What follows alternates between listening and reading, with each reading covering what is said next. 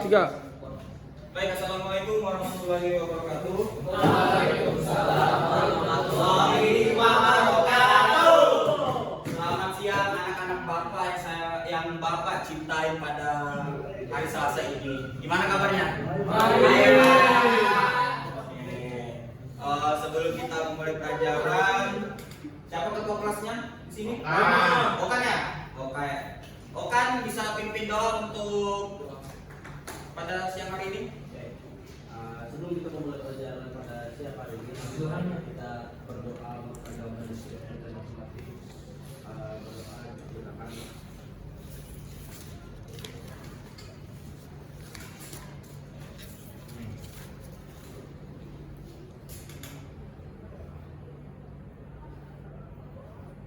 selesai, kita lanjut. Baik, terima kasih Okan ya. Oke, sebelum Bapak masuk terhadap materi dampak pendudukan Jepang di Indonesia, ada yang pernah belajar nggak mengenai pendudukan Jepang di Indonesia?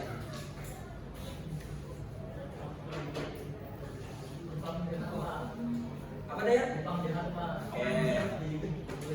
Daniel, gimana Daniel? Menurut Daniel, pernah nggak belajar mengenai tentang pendudukan Jepang di Indonesia? Apa itu? terlalu ambisi. Oke. Mungkin Rizky, Galang, atau Nurban? Budayanya Pak. Budayanya? Oh kamu. Oke. Oh kamu juga? Rizky gimana Rizky? Masih militer ya? Jadi Jepang menduduki Indonesia itu pada tahun 1942,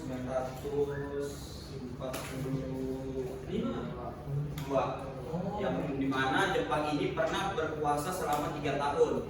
Tapi katanya Indonesia pernah dikuasai oleh Eropa sekitar 350 tahun. Itu benar atau? Jadi penjajahan Jepang terhadap Indonesia ini memiliki dampak yang sangat luar biasa gitu terhadap negara kita pada hari ini, yang dimana memiliki dalam sifat positif dan juga negatifnya. Mungkin nanti akan Bapak jelaskan lewat video nanti ya, seperti itu. Oke, jadi tujuan pembelajaran pada hari ini yang pertama menjelaskan dampak pendudukan Jepang, kemudian mengidentifikasi dampak negatif dan positifnya. Yang terakhir itu menganalisis kondisi masyarakat pada masa Jepang, seperti itu.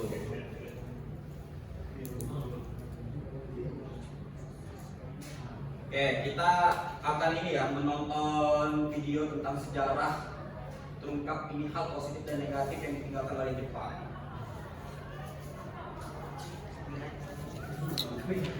Sebelum menduduki Indonesia, Jepang melancarkan dahulu serangannya tahun 1914. Peristiwa ini menjadi awal dari Perang Pasifik. Tidak lama setelah itu, Jepang telah menguasai wilayah Asia Tenggara termasuk Indonesia yang saat itu masih Adik-adik, pemerintahan kolonial Belanda.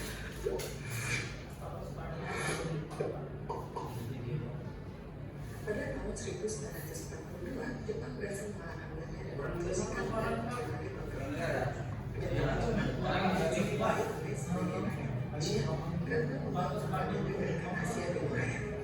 Gerakan ini awalnya menjanjikan kemerdekaan bagi negara-negara ASEAN, akan tetapi kenyataannya pemerintahan militer Jepang justru menunjukkan wajah aslinya yang keras dan penuh tekanan.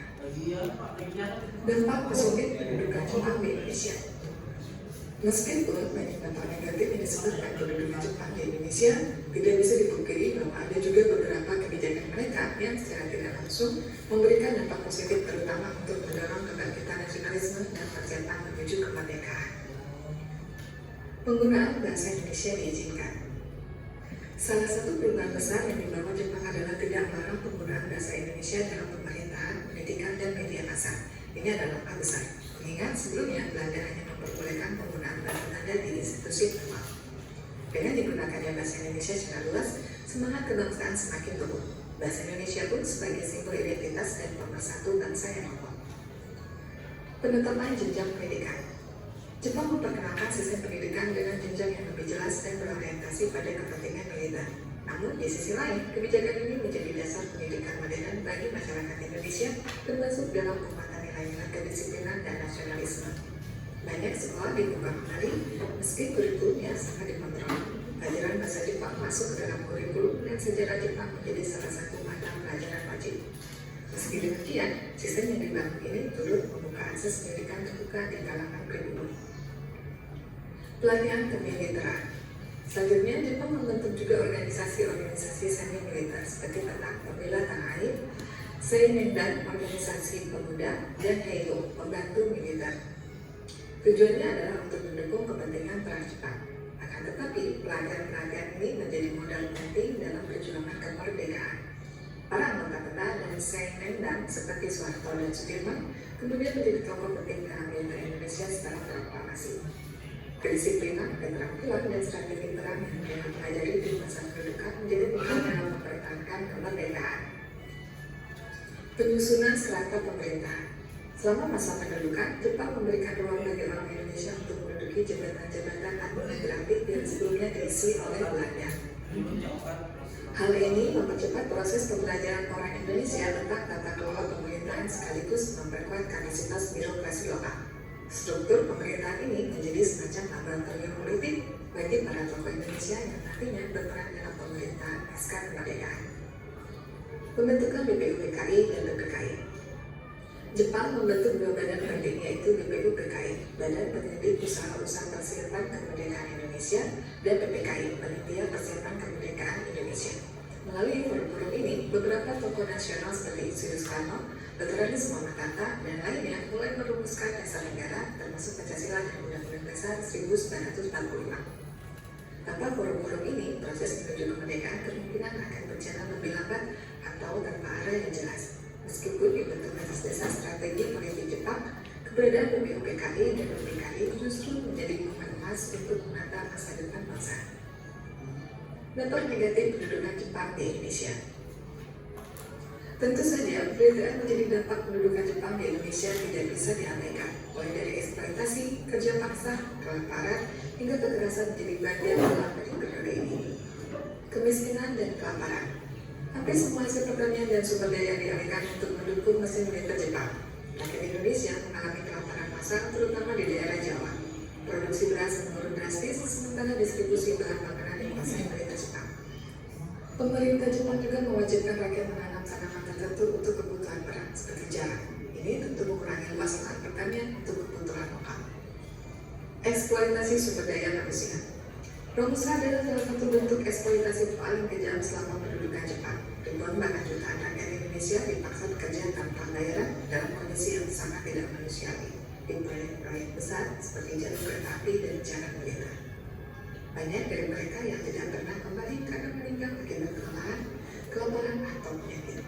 Hingga kini, nama-nama mereka banyak yang tidak diketahui dan tidak tercatat dalam sejarah resmi. Pelecehan dan kekerasan terhadap perempuan. Salah satu sisi tergelap dari pendudukan Jepang adalah praktik perbudakan seksual yang dikenal sebagai Jubu Nyampo.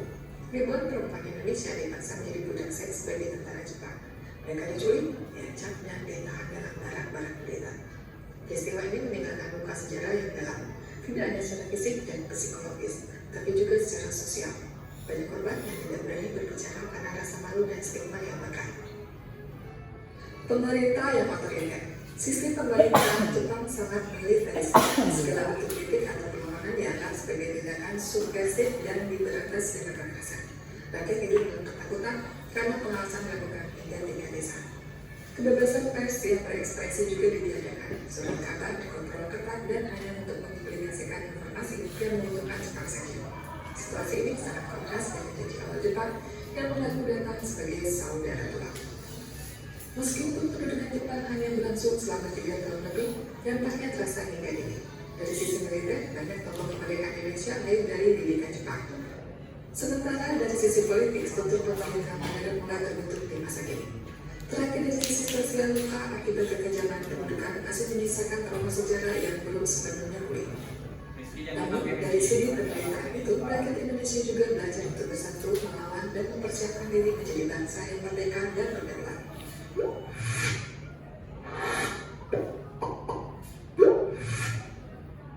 Oke, tadi ada dibahas sedikit tentang Romusa kan dalam video.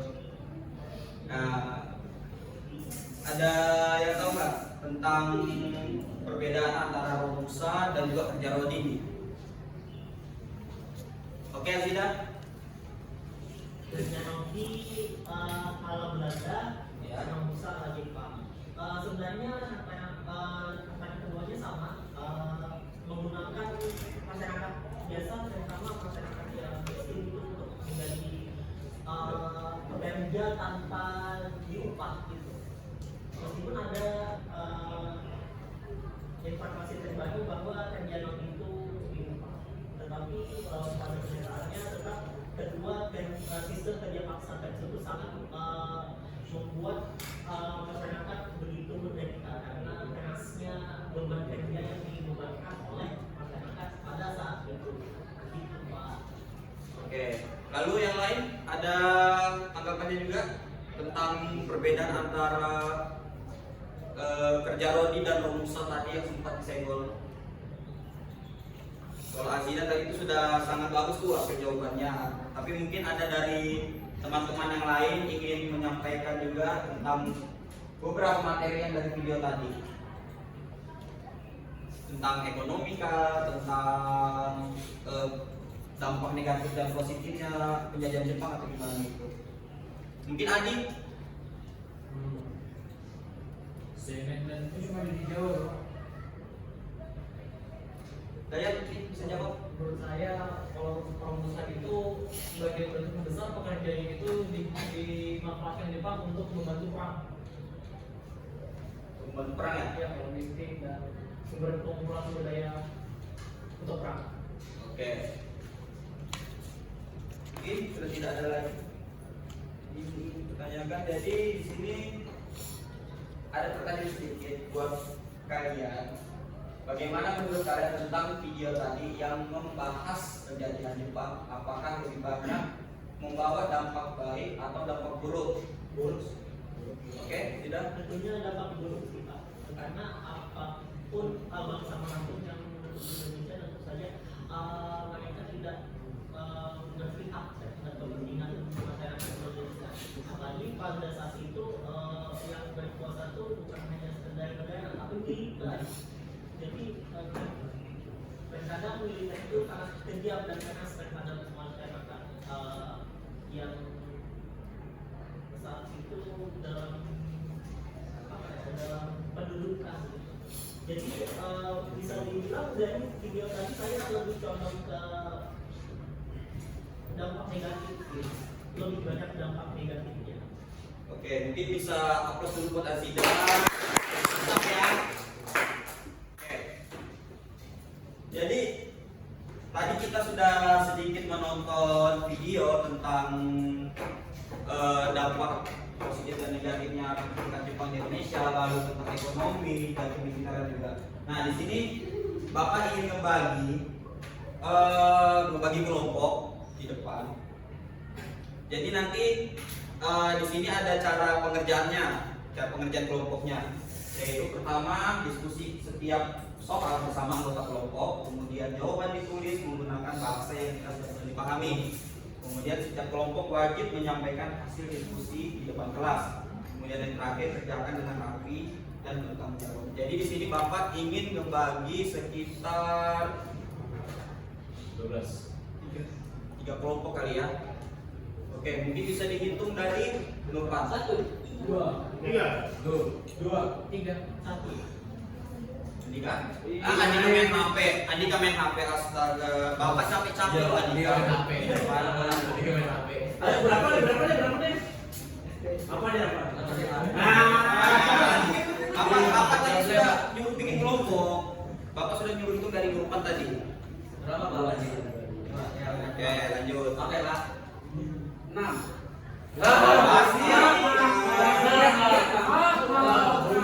Sakit hati Bapak, orang sakit hati. Oke, 3 lanjut Ramadan. 1 lah. Ramadan. 1.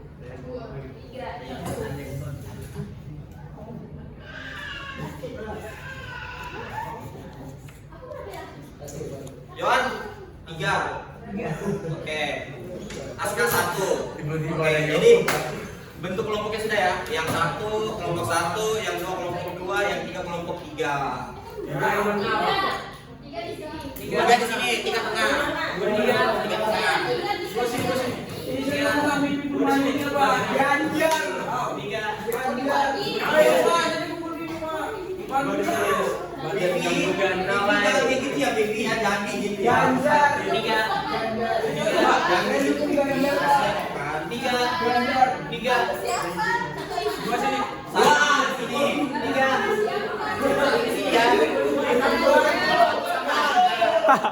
Coblos nomor 1. 2. Sini 2. 3.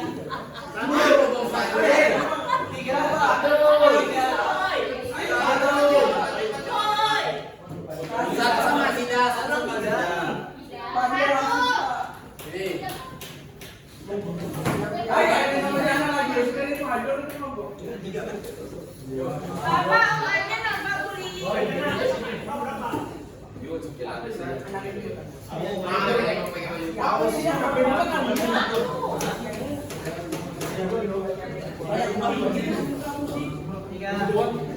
Pak rasis Pak. Kayaknya itu yang menutupin kamu bermandi. Kelompok jangan kelompok kedua ini. Dayat, kelompok berapa Dayat? 3 Pak. Lawan nih. Warna Pak. Lagi dibacakan kelompoknya, Bapak akan beri informasi. Uang ada uang. 5 tugas. Oh siapa? Gambar ada sih.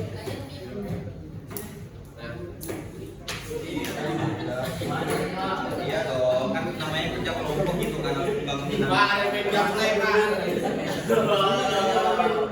Orang bodoh tadi. Okan.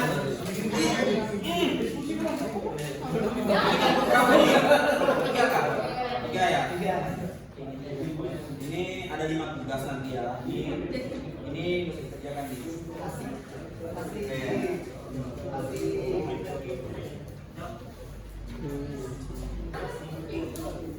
Oke, Bapak berikan waktu karena ini ada 2 kelompok dan 5 tugas dalam satu kelompok.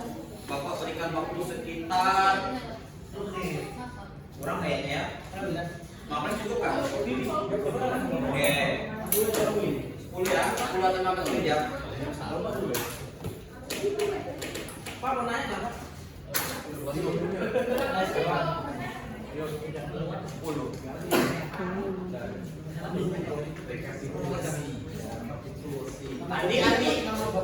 Andi ini Bapak sudah kasih pelajaran tadi loh, jangan lagi. Bapak dia terlambat Bapak. Mahmud, jam berapa Mahmud? Namanya Jagung Pak. James Pak. Oh James, kirain Muhammad Mahmud tadi. James sama dia Pak. Jam berapa Mahmud? Dia pun bagi mulia Pak. Teman-teman pagi-pagi loh Mahmud, setengah 2 sudah di sini. Betul Pak. Mengajar Pak. Sini kamu Mahmud.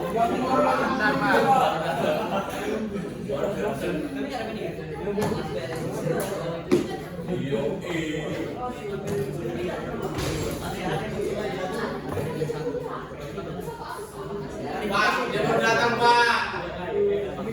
Pak dia mau datang Pak. Mahmud, Andi. Pak. Sini Mahmud. Sini Mahmud. Berdiri. Baru datang dia.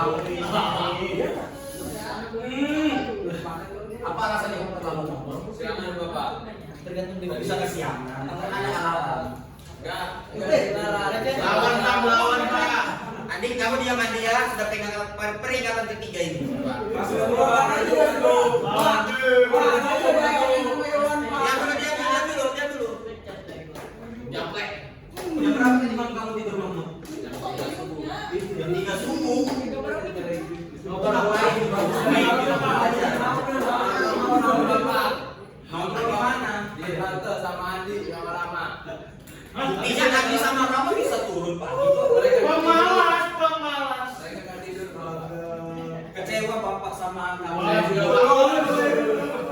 Maunya diapain ini, Andi? Siapa? Jangan dong, jangan dong. Jangan digantung. Coba sampai. Oke, Bapak kasih hukuman aja, gini aja. Suruh nyanyi mau nggak? Mau Pak. Waduh, ini Pak. Bisa nyanyi Pak. Abadi. Coba angkat kaki satu, pegang telinga. Kungkung jangkung. Yang betul dong. Ya Pak. Saya berjanji tidak akan mengulangi. Tolong tenang ya, tolong tenang. Ketua kelasnya mana sih? Ketua kelasnya? Bukan kan? Ketua kelasnya tolong dong, kan atur kelas. Dia doa dulu Pak. Tadi berdoa. Ayo teman-teman jangan ribut ya. Apa tadi Pak? Saya berjanji tidak akan mengulangi lagi. Pegang telinga. Andi jangan begitu ya. Tolong ya. Andi. Keluar kamu Andi, keluar. Tiga kali sudah Bapak peringati kamu Andi. Keluar. Diam saja Pak. Rahma dari tadi diam-diam aja Andi. Andi kamu harus mencoba Rama. Sakit hati Bapak ini. Deportasinya Sulawesi. Kamu harus mendidik kamu. Oke Mahmud, karena Andi bikin Bapak panas, kamu boleh duduk. Ya. Aduh, begitu lagi di sini.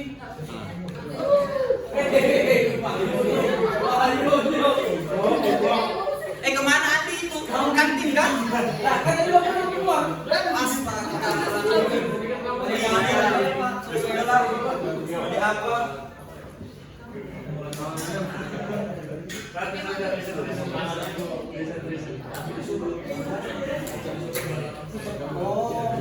Pak, langsung aja dulu. Pak, Pak.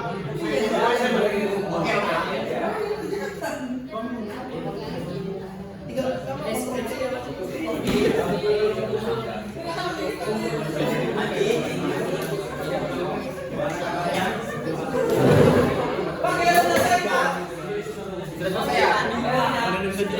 Coba di belakang. Jawaban ini Pak. Ini jawaban kita. Tolong tenang ya, tolong tenang.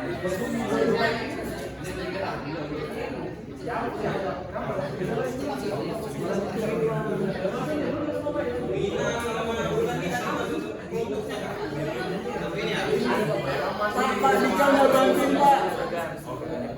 Pak Dika nggak bantuin Pak. Siapa terlambat Andi? Siapa yang terlambat Andi?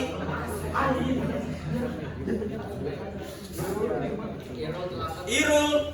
Jam berapa ini Irul? Syahir namanya Pak. Siapa? Syahir. Oh iya. Maklum ya, saya guru baru soalnya di sini. Terlambat dari mana?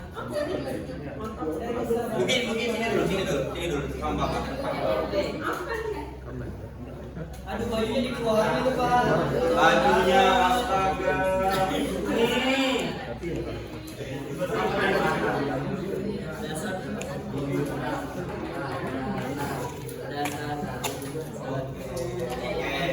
Begini dong Mahmud, mana Mahmud? Dia jujur, dia habis ketilang. Saya jujur Pak tadi Pak. Kamu kan begadang. Jujur dong. Coba kayak Irul, jujur habis ketilang. Oke lah, kalau karena itu. Ada surat laporan nggak? Langsung gabung aja ke sini. Langsung gabung aja kelompok.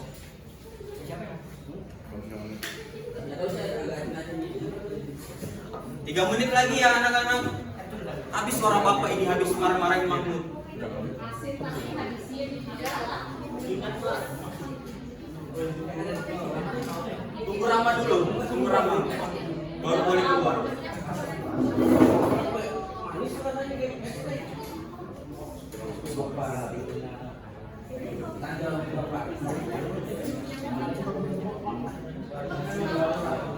Bentar lagi ya, 3 menit lagi.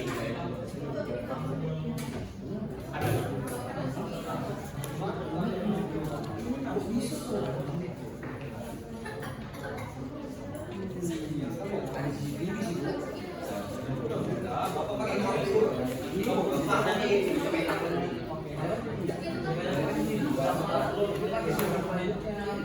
tinggal 2 menit lagi ya anak-anak.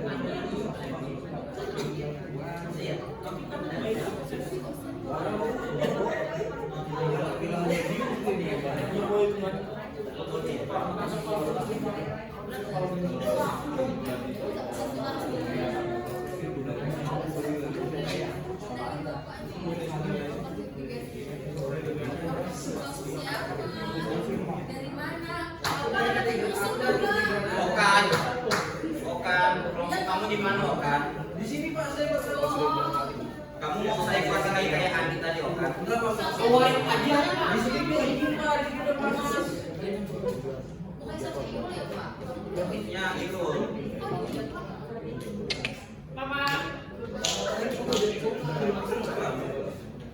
Coba tegak. Kalian tuh bloknya kayak gini. Oke. 1 menit lagi ya. Habis 1 menit itu bakal maju 1 orang buat menjelaskan lah beberapa salah satu nomor. Kemudian nanti Okan, Bapak lagi ngomong Okan. Peringatan ketiga sudah ini Okan. Kembali ke kelompokmu Okan. Nanti habis presentasi itu Bapak akan sedikit memberikan salah satu pertanyaan. Satu pertanyaan aja, siapa cepat bisa pulang. Iya Pak. Oke, sudah semua? Oke. Kelompok 1 perwakilan, kelompok 2 perwakilan, kelompok 3 perwakilan bisa maju ke depan. Di perwakilan luar kelompok kita. Sebutkan, pilih salah satu soalnya aja. Nanti saya Bapak koreksi sendiri di rumah. Jawabannya udah kan? Hati-hati ini belum mandi itu. Lebih bau.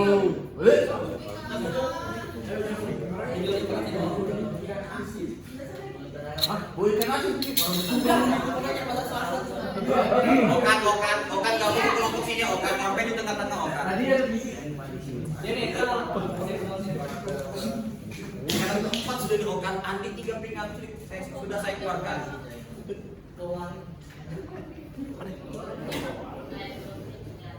Oke, mungkin dari kelompok 3 dulu. Pilih salah satu soalnya aja, jelaskan. Saya pilih nomor 3.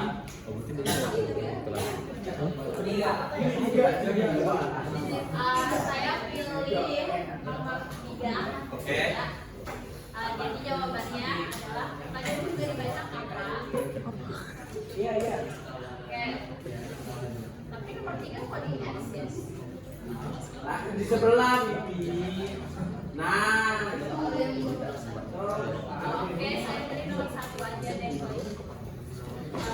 Jadi jelaskan mengapa penerbangan Jepang ke Indonesia pada awalnya disambut baik oleh Spider Manusia. Tapi kemudian menimbulkan ketakutan bagi masyarakat. Jawabannya karena dianggap sebagai pembebas dari penjajahan Belanda. Namun Jepang ternyata melakukan penindasan, kerja paksa, dosa dan eksploitasi sumber daya sehingga rakyat menderita. Itu jawaban yang pertama. Oke. Pak, Aurel nggak perhatikan Pak. Aurel ya? Jana juga Pak. Oke, lanjut kelompok selanjutnya, kelompok 2. Saya menjawab ambil nomor 1 aja. Karena Jepang membawa propaganda atau cara tua dan menjadikan Indonesia terbebas dari propaganda. Namun ternyata seiring berjalannya waktu Indonesia itu lebih keras dihadapnya oleh Jepang. Oke. mungkin karena waktunya sudah habis. Mohon maaf sekali nih buat kelompok 1 Bapak minta maaf karena sudah ganti guru. Oke. Bapak nggak adil. Bapak akhir ya. Assalamualaikum warahmatullahi wabarakatuh.